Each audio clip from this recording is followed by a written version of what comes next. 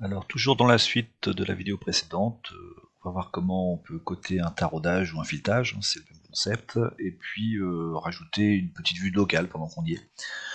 Donc premièrement, si vous cotez donc un taraudage de façon classique, on prend le très fin ici et le très fin qu'on a là, on a un 6. Le 6 en fait correspond à la distance entre les deux traits.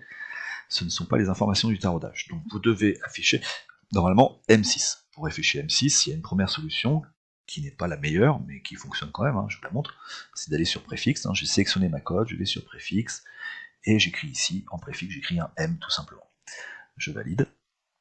Donc en gros, ouais, ça fonctionne. Mais l'idée c'est que, en fait, cette information M6, elle a déjà été indiquée dans le logiciel, elle a été indiquée plus exactement quand vous avez fait le taraudage que vous avez ici. Et donc moi, je vais plutôt préférer une solution un petit peu différente, donc je vais supprimer ça, et je vais vouloir aller récupérer l'information qu'on a déjà mise. Donc déjà, je vais vous montrer l'information précédente. Donc ouais, j'ouvre uniquement le boîtier. Je vois qu'ici, il y a une opération de perçage. Cette opération de perçage, je vais regarder un petit peu comment elle est faite, et je vais regarder ses paramètres. Et dans ces paramètres, je vois qu'ici, j'ai marqué M6. Donc en fait, ce que je voudrais faire, c'est, j'ai déjà l'information M6, mais je veux juste aller la récupérer et l'afficher dans la mise en plan. Donc, je retourne dans ma mise en plan, je vais remettre une cote.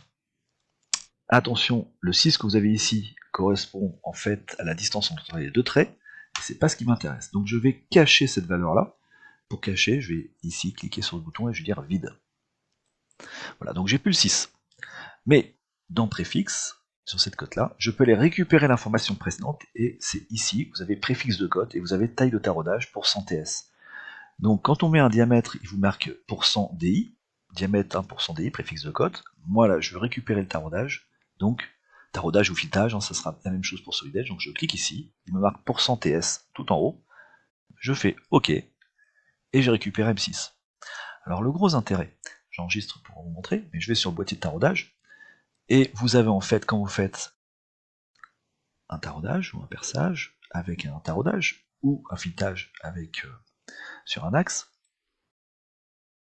je vais regarder ici sur les paramètres, vous avez ici M6, et vous avez plusieurs possibilités. Par exemple, x 0,75, en fait, 0,75, c'est le pas du taraudage ou du filetage que vous avez mis. Donc, vous voyez, plusieurs possibilités. Si vous faites M8, M8 par défaut, bah, c'est le pas par défaut. Le pas par défaut dans M8, c'est 1,25. Donc là, bon, je vais dire, tiens, je vais prendre un M6 x 0,5. C'est-à-dire que là, j'ai une information différente. J'ai M6 avec un pas particulier qui n'est pas le pas standard. Je fais une validation, j'enregistre ma pièce, je retourne sur l'assemblage pour mettre un petit peu à jour toutes mes fonctions, donc vous allez dans outils et mettez à jour le niveau actif, voilà, j'enregistre naturellement, je retourne sur ma mise en plan, et j'ai toujours pour l'instant mon M6, mais on voit bien qu'on a un cadre qui dit que la vue n'est pas à jour, donc là en fait on est d'accord, tout à l'heure j'ai récupéré l'information M6 que j'avais déjà mis dans la fonction technologique de la pièce boîtier taraudé, là je mets à jour, accueil, mettre à jour, boum, et je vais récupérer le M6 x 0,5, bah oui, parce qu'il a été me récupérer l'information que j'avais déjà placée, donc je n'ai pas besoin de la réécrire, je récupère juste l'information.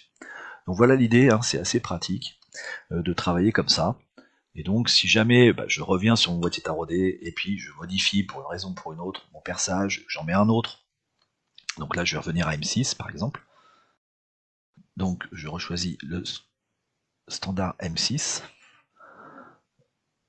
fin, j'enregistre, je retourne sur l'assemblage boîtier, j'ai fait une petite modification, donc je préfère enregistrer pour que ça se passe bien en compte. Là, ici, si vous avez des petits cadres noirs très foncés, oui, avec le très fin ça veut dire mise à jour de la vue, et le cadre noir signifie qu'en fait, vous avez une modification de votre assemblage. Alors l'assemblage que j'ai ici, il faut que je lui dise, ah attention, j'ai fait une petite mise à jour, donc allez dans outils et mettez à jour le niveau actif. Voilà, je réenregistre, je retourne sur assemblage boîtier, et vous voyez, j'ai plus les gros traits noirs qu'il y a ici, j'ai que le très fin qui me dit, il faut faire une mise à jour de ma vue. Et voilà, donc ça se remet à jour. Allez, l'idée c'est que maintenant ça peut être intéressant de montrer un petit peu ce qui se passe, par exemple sur... alors j'ai fait la coupe ici, on va regarder la position en fait de mon trou, de ma goupille que j'avais mis un petit peu au hasard tout à l'heure. Donc je vais faire une coupe locale pour voir ce qui se passe ici. Donc, je décide de faire une coupe locale sur cette vue-là. La vue que je veux couper, je vais donc dessiner quelque chose qui ressemble à ça. Ouais, hop. Je vais fermer ma vue en coupe locale par deux traits. Voilà, je vais faire une coupe locale de ce qu'il y a à l'intérieur de ça. Je valide. Maintenant, la profondeur est donnée par une autre vue, donc je vais aller voir ce qui se passe jusqu'au centre de ce trou-là. Ça me permettra de voir ma goupille, et le résultat, je veux le placer ici.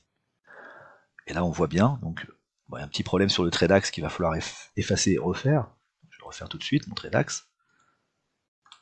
Je le repositionne comme il faut, et je vois que j'ai pas très bien placé ma goupille par rapport à la solution précédente où j'avais bien mis le centre de ce cercle-là était concentrique, hein, qui était associé, aligné, connecté complètement au centre du cône qu'on avait ici.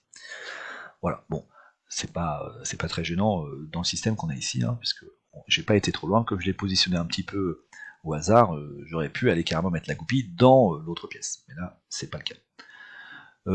Bah voilà, je vous rappelle, tiens, on peut faire un autre truc qui est assez sympa. Faisons une dernière coupe locale. Je vais définir une coupe locale. Alors cette fois-ci, je vais la faire là. Voilà, j'essaie de la positionner à peu près au centre. Voilà, je vais le faire un peu au pif. Je ferme ma coupe locale. La profondeur, bah, je vais vouloir faire la profondeur sur jusque cette hauteur-là, par exemple, à peu près. Allez, on va aller jusqu'au bout. Ici. Et je l'applique sur une troisième vue. Voilà, ça me permet de voir un petit peu le montage que j'ai ici.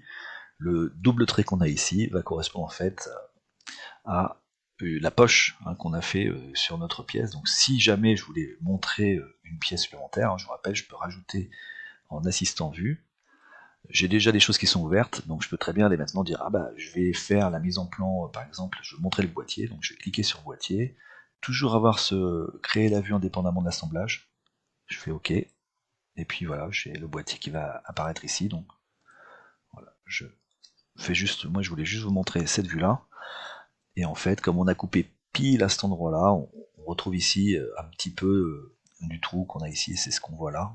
Bon, parce que moi j'ai fait une coupe locale qui était positionnée de façon aléatoire, j'ai un petit défaut certainement par rapport à ma coupe locale.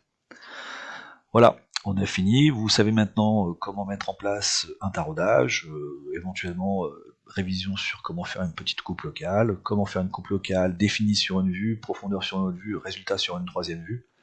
Voilà, ça vous donne quand même pas mal de petites billes pour faire de la mise en plan. De toute façon, c'est sympa. Allez, au revoir.